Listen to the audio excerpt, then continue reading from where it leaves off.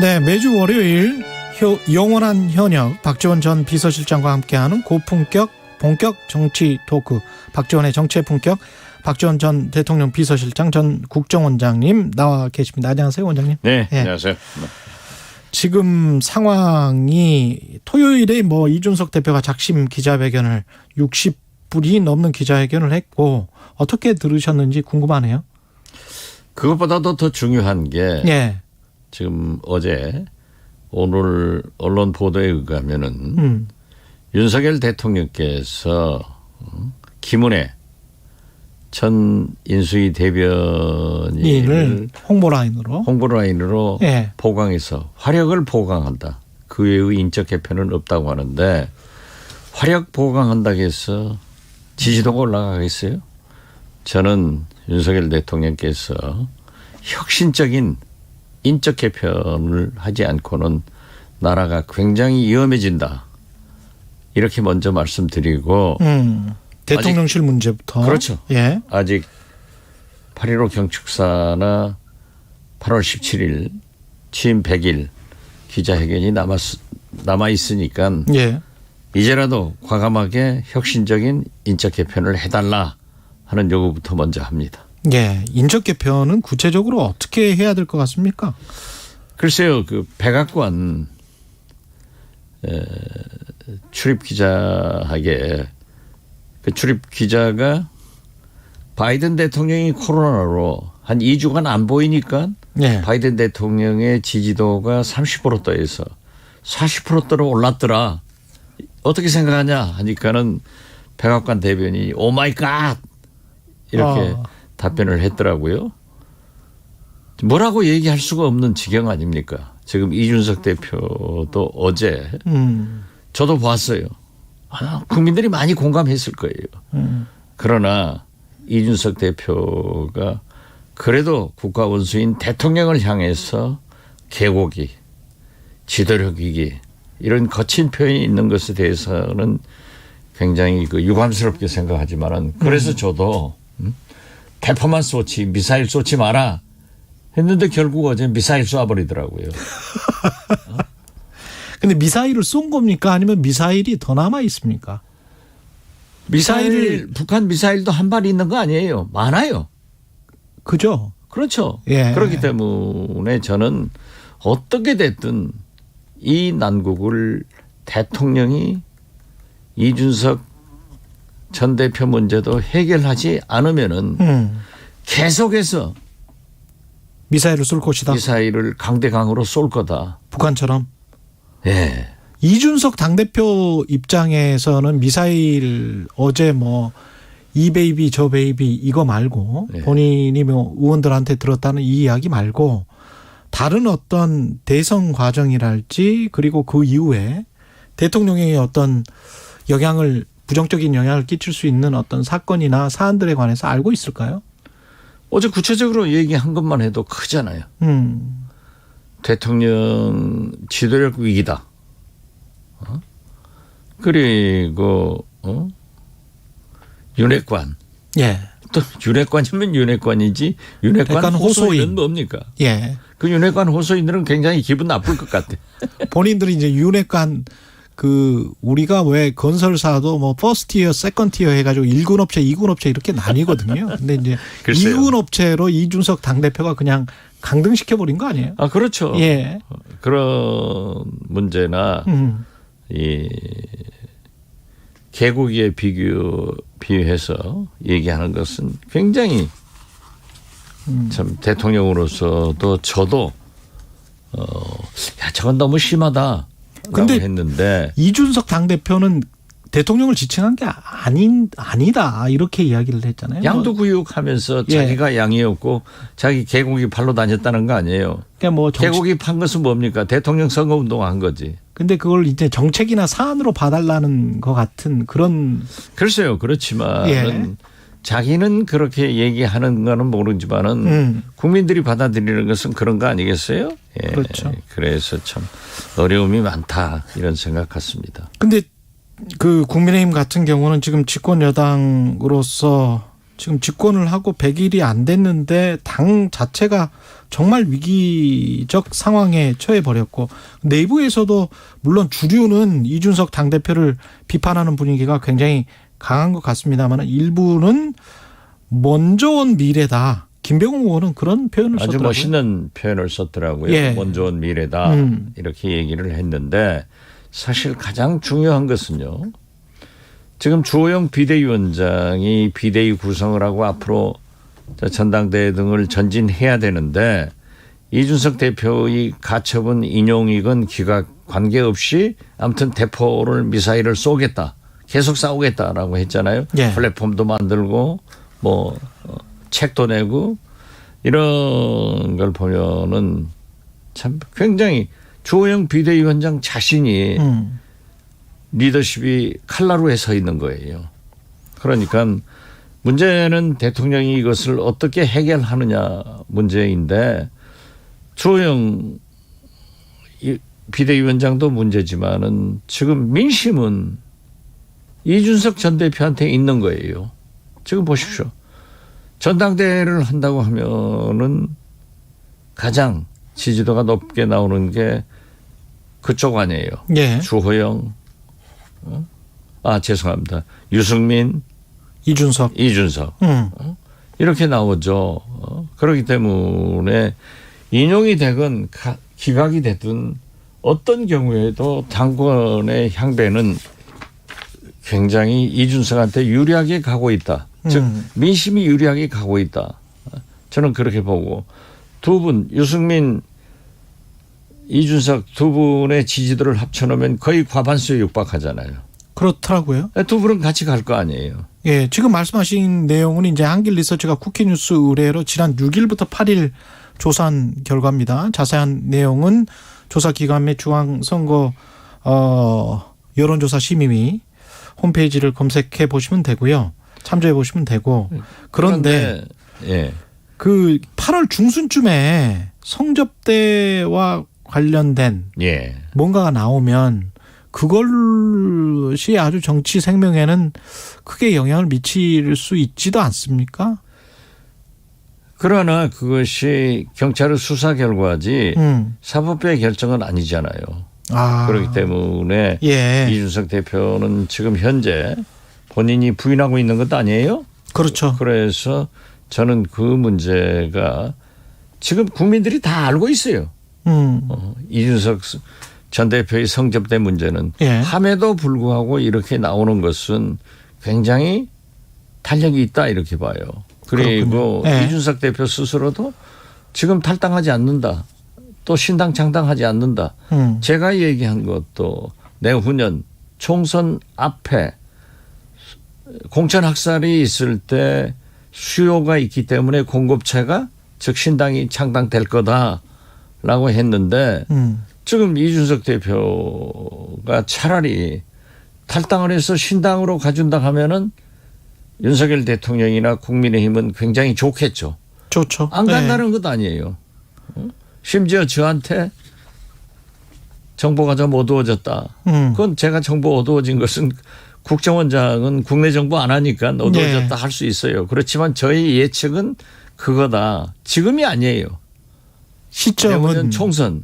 그러니까 소용돌이 치는 거죠. 2024년 4월이 총선인데 총선이죠. 그러면 총선 보통 한 1년 전에 신당을 창당합니까? 지금 올해 그렇지는 않을 거예요. 저는 2023년 말 예. 이제 초 이런 때 바로 직전에 바로 직전에 한 6개월 전에 뭐 6개월도 가고 2달도 되고 그렇죠. 그러면 그동안에 국민의힘에 계속 있을 수가 있나요? 있을 수밖에 없잖아요.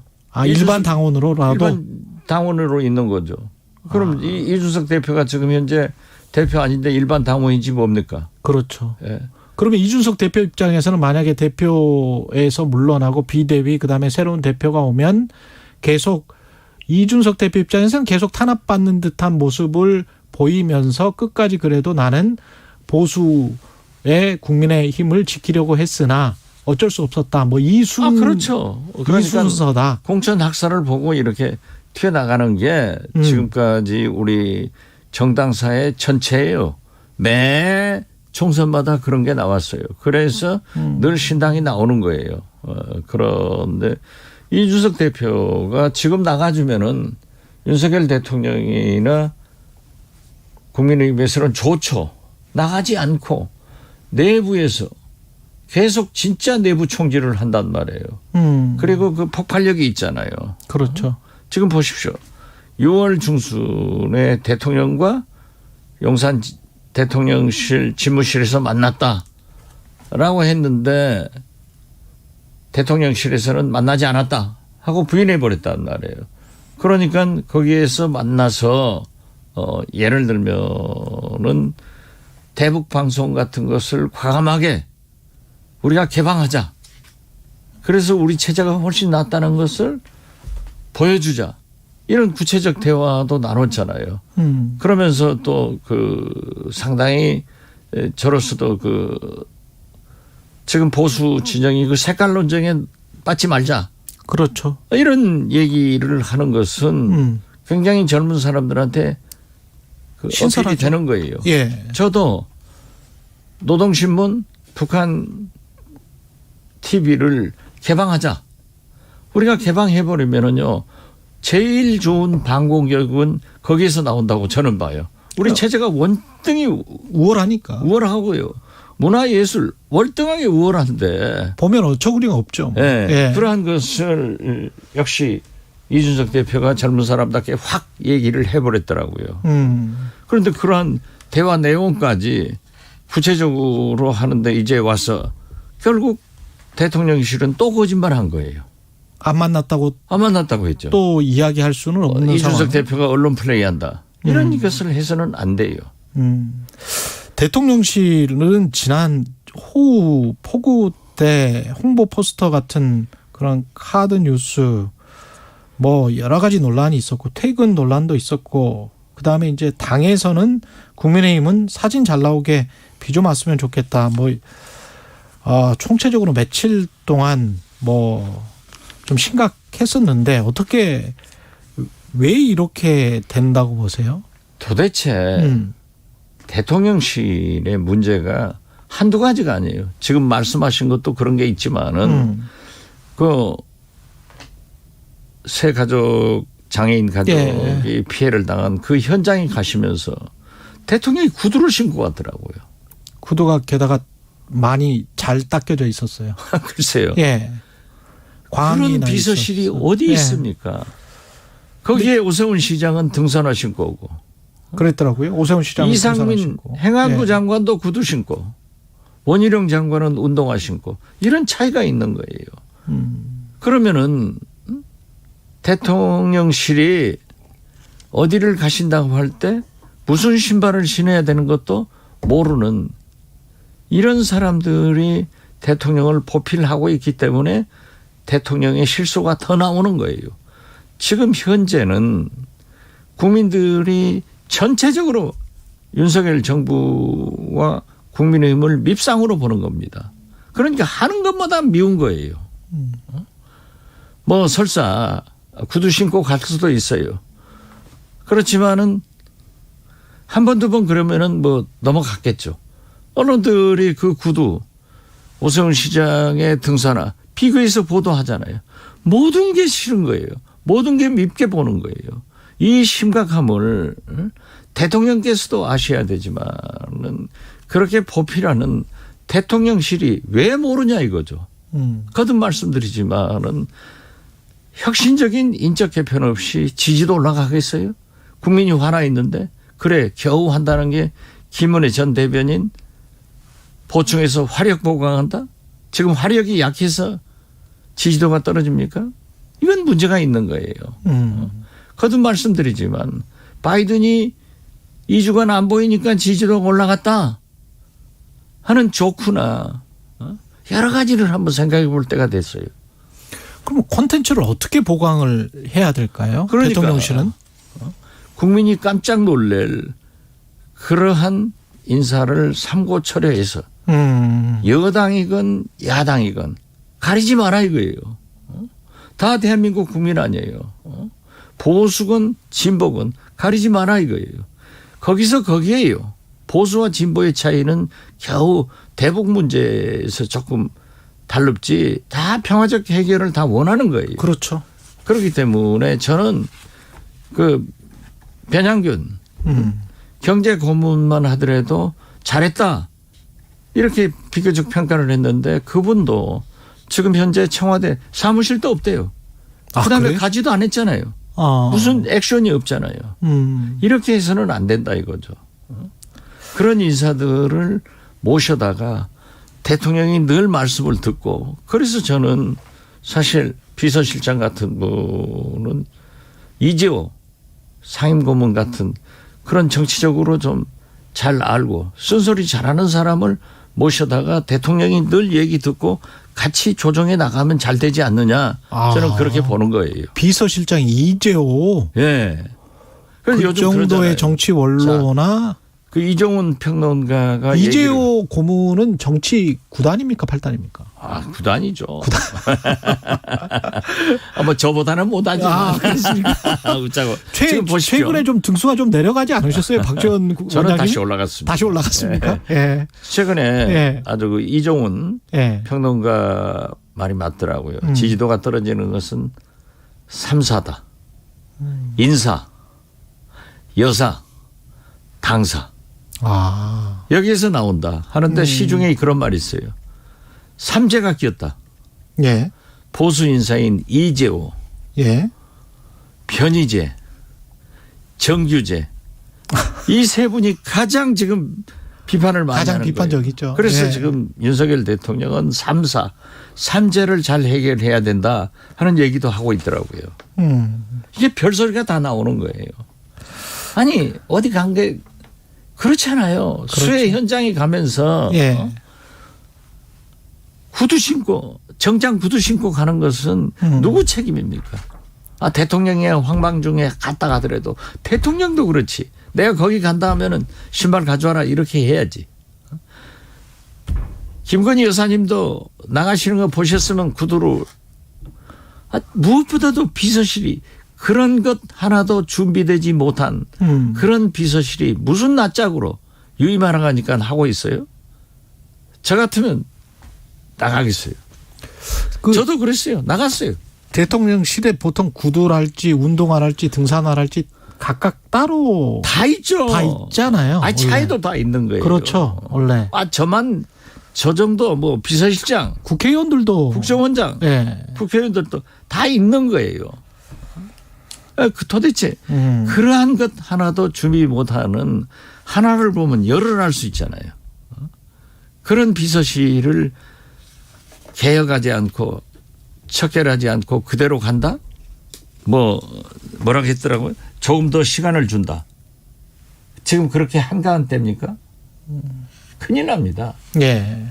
한동훈 장관은 지금 시행령 정치를 하고 있다라고 야당 민주당에서 강력하게 비판을 하고 있는데 본인은 뭐 감정적인 정치구호 말고 뭘 도대체 내가 잘못하고 있는 건지 논리적으로 한번 이야기를 해봐라. 그렇게 또 반박을 하고 있습니다.